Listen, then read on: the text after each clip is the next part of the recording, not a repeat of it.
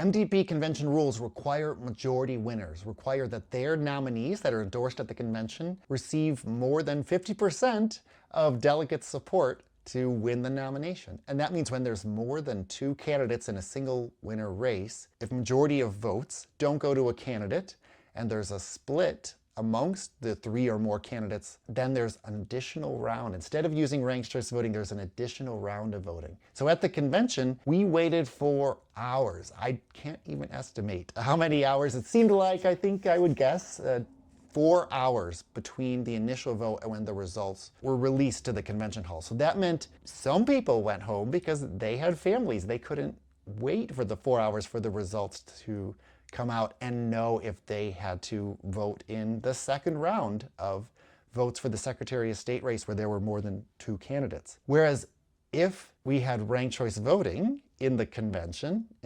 nominating process, then the voters, the delegates present, could have ranked the candidates in case there's a runoff. This is my second choice of candidate, and that would ensure that voters' voices are heard in the case that there is a runoff. In the case that they don't have the ability to stay and wait 4 hours, they have families at home, they and all of us delegates are able to then leave the convention hall and have our voices be heard in case there's a runoff, not having to wait to find out if there's a runoff election. That is the use case of ranked choice voting evident right there, that our voices can be heard as voters when there are more than 2 candidates. Turnout is certainly higher in ranked choice voting elections versus elections where voters have to return for a runoff, because voters have a lot of things going on and might not be able to wait 4 hours for a runoff election.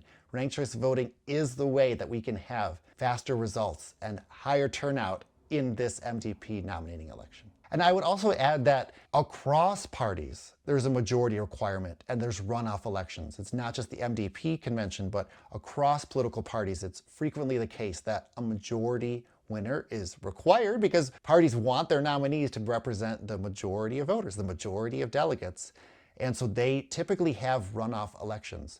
And a lot of parties have found, although not the parties in Michigan, but a lot of state parties have found that a ranked choice voting election is a way that they can have full participation of all their convention delegates and have that majority winner result without having waiting time or drop off in participation that comes with waiting for a runoff.